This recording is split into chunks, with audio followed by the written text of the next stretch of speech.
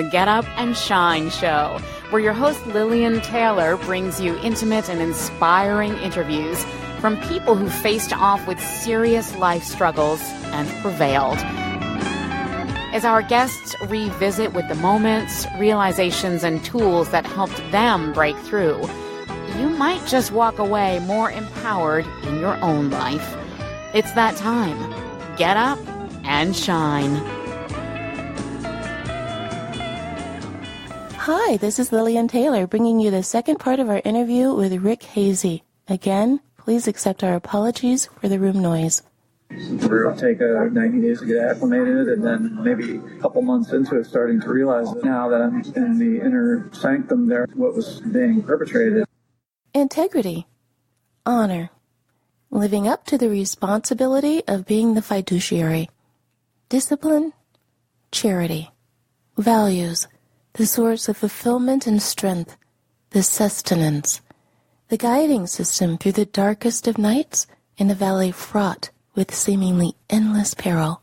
And so when I left Chase, which was corporate environment, all of the source of my business came through the branch and through really from Chase clients, banking customers. Yes. So I really didn't have to go outside of that, and I was somewhat protected by my position there because they're fully compliant as any big bank would be. You know, there's not a lot of exposure to liability there if you're doing things from the procedural practices of, the corporation. Mm-hmm. So moving into this market, I wasn't exposed to the experience of trying to go work for a different employer that maybe didn't hold to those same values and the same practices that the corporation was held to. So these are small independents? Yes, small independents, and even though the industry was regulated after the downturn in the market, in the housing market, when what was called the Dodd-Frank Act was put into place, and the CFPB, the Consumer Finance Protection Bureau, was put in place to protect consumers from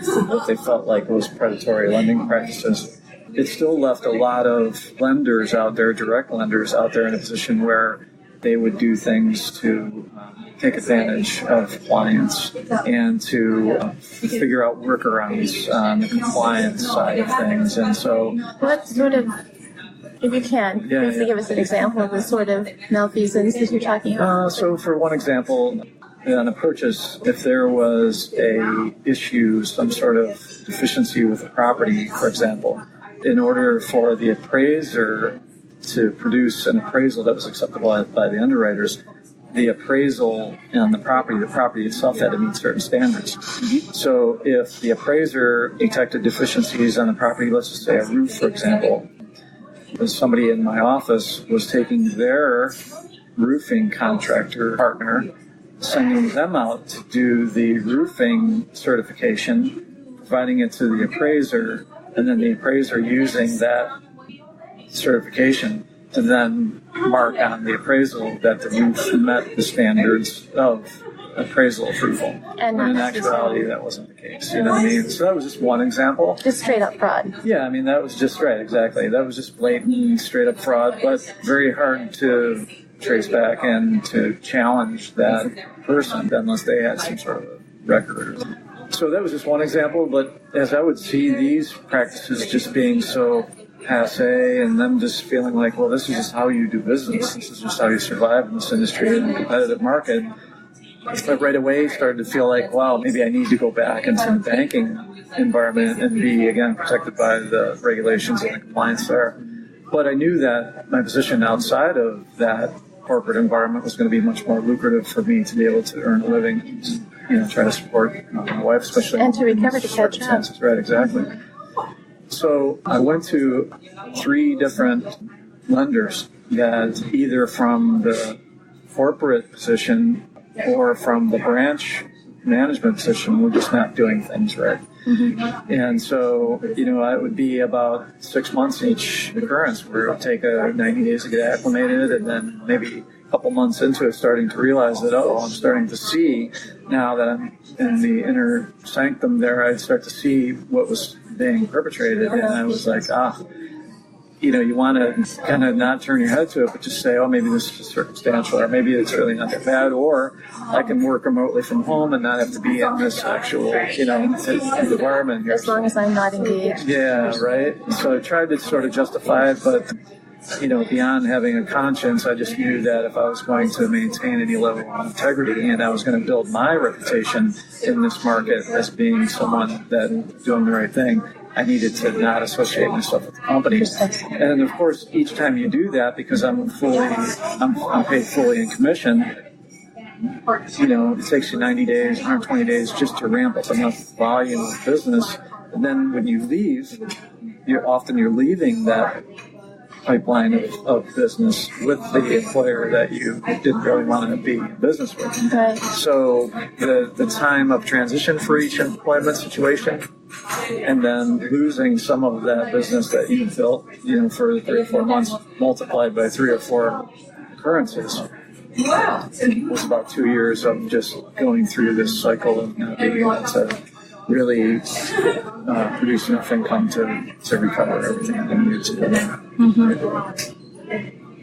After the third time, did you come to some epiphany, or what did you do?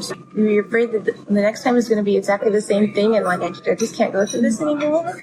Or what, you just luck out the fourth time, or what happened? Yeah, that's just listening to the advice of different mentors that I have, whether I know them or not.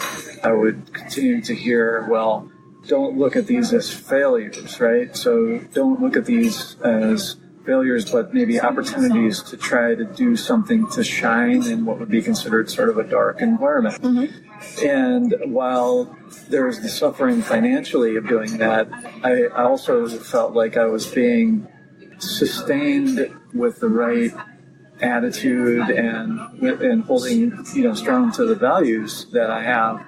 And so I started to think, well, maybe God has put me in these situations where I'm not just a whistleblower. I'm not the guy to red flag everybody. Were you doing that? Do that. No, I wasn't doing that, actually. Before I actually went to the bank, I realized that there's always going to be those individuals in any industry, right, that are going to do those things. I wanted to be able to position myself to be the person that would shine bright in those situations and would just be like, okay, if somebody was looking at how I did business, they would say, oh, okay, well, Rick's able to be successful and not have to do the same things. Not compromise. And not compromise my values. That's when I kind of adopted the name Lone Ranger. That's when I decided that I was going to become the Lone Ranger, LOANRANGER. Mm-hmm. And not that I could come in and rescue everybody from every, situation, but that I'd have an opportunity to come in and show people that there was somebody in the market, get a reputation for doing things right and for coming in and creating an opportunity for someone to know that there was an alternative to what they felt like maybe they were just subjected to by virtue of, what was out there. And mm-hmm. So that reputation began in Ohio and it followed you down here, sort of? A little bit, yeah. Down here, I felt like it was essential for me to do that. Also, just to distinguish myself from every other loan officer, because there's a concentration of them here because the market's so well. So there's a lot of competition down here that there isn't up in Northeast Ohio. Okay. So what's been a blessing for me, and even though my wife would challenge me sometimes and say, Rick, this isn't social work and this isn't a ministry, I recognize it as an opportunity to help people and to let people know that there are options maybe that they weren't presented with. They might not be the most profitable and lucrative for me, but they would be better mortgage positions as options for the client.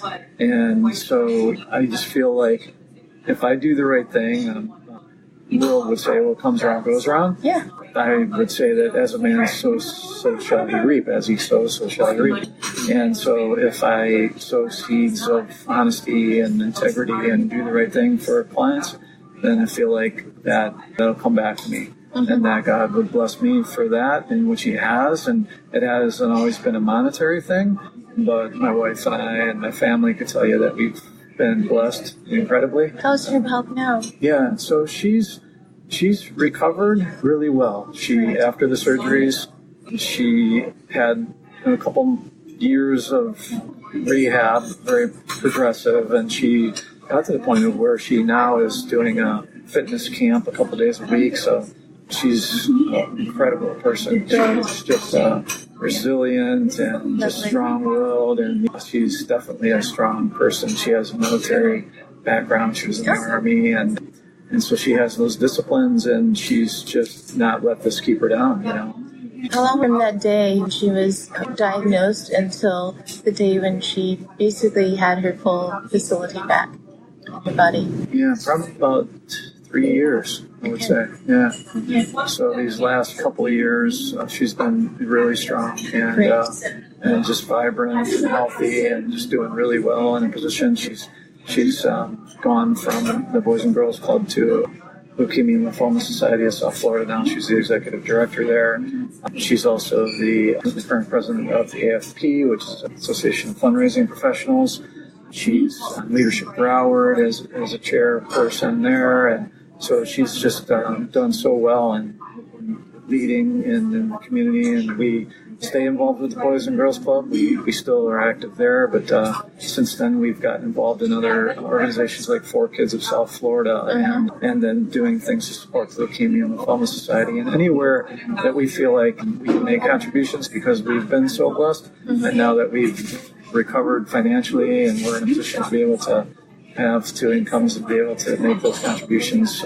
We do any chance we get. We try to do that and try to encourage people to do that because it's that action that is so rewarding. And if people aren't volunteers or haven't considered that would be my recommendation to them. It's just it's so fulfilling, and it's just an awesome thing. So are you working with another company, or are you out on your own?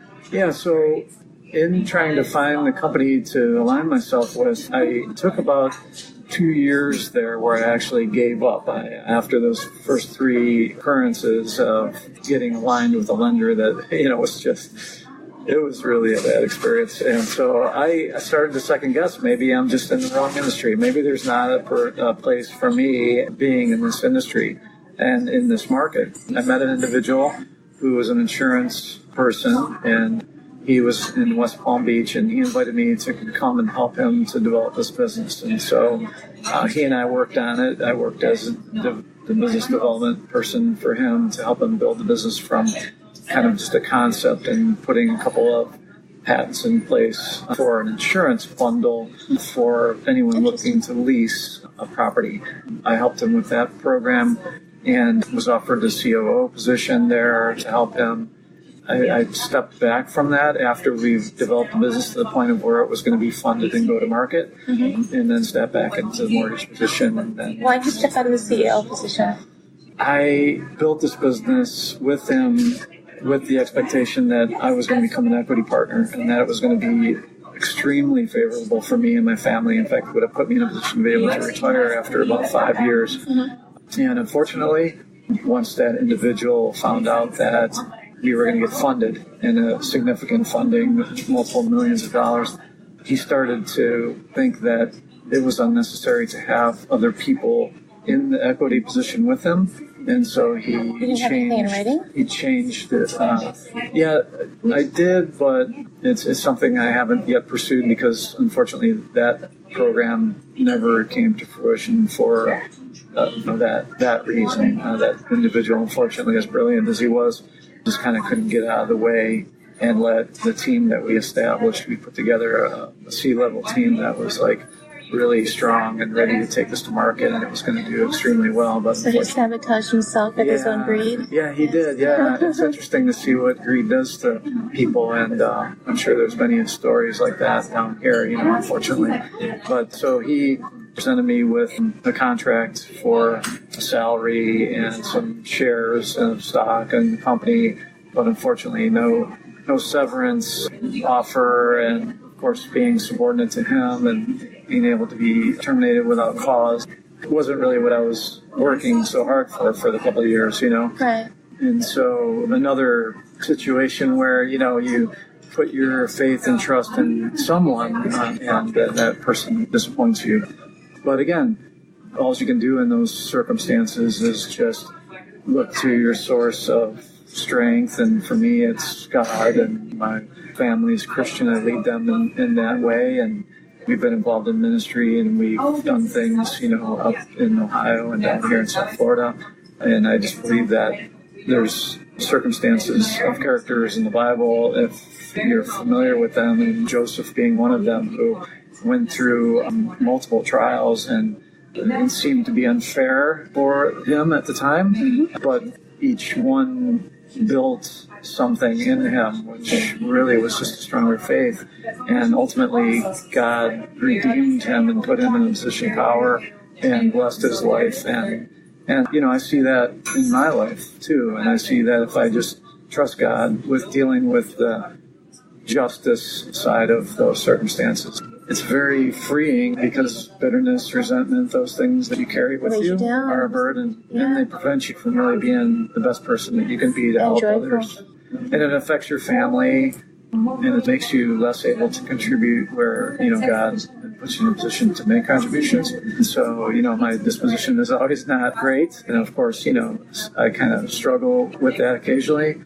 But I've met enough people down here that are positive and encouraging, individuals like yourself who have a great spirit and a great presence about them, and try to, really remind someone that it's really a matter of attitude, and it's a matter of faith. And so I keep on keeping on. My wife and I are fighters. We're good team players and good partners in life, and I've been blessed that way as well.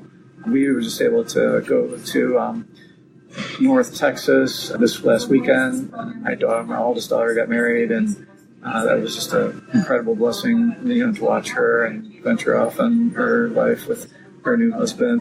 And we have 2 kids that are still around us, and they're doing well, and they're wonderful. And so we have a full life, and we're blessed. And I don't look back at the circumstances and say, what if? It's just not the way it is. It's just like, well, we have something that hopefully inspires somebody else and helps them to prepare for these things that they wouldn't otherwise be considering. And so if we're there and able to support somebody through these things in whatever way we can, if nothing else, just to help pray with people and support them, encourage them, it's been worth it. Thank you so much, Rick. Yeah, sure. Thank you. What ifs? Serve no good. No do-overs. Look back to learn, sure, but not in remorse. Unburden yourself from any bitterness. Appreciate the gain that you are still in the fight, better prepared with greater awareness of the world, greater understanding of people. Struggle builds strength. Storms do end. Get up and shine and lead the way. Be right back. Ever thought that sharing your story might help someone else? Meet Milana Walter. Milana, tell our audience about your story your way. Many, many times, hearing someone else's story gave me that jolt of hope needed at the time. Can your story help someone? At Your Story Your Way, we help you tell it as a short story, book, or script. No one knows your story better than you. So what are you waiting for? Visit yourstoryyourway.com.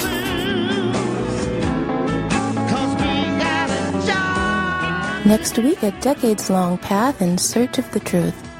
The bittersweet of heartbreak and vast blessing upon the mystery revealed. Until then, you know what to do. Get up and shine, shine, shine. We'll return next Tuesday with more great content. Catch a preview at www.getupandShineShow.com and join the mailing list for access to great tools to help you. And remember, it's your time to get up and shine.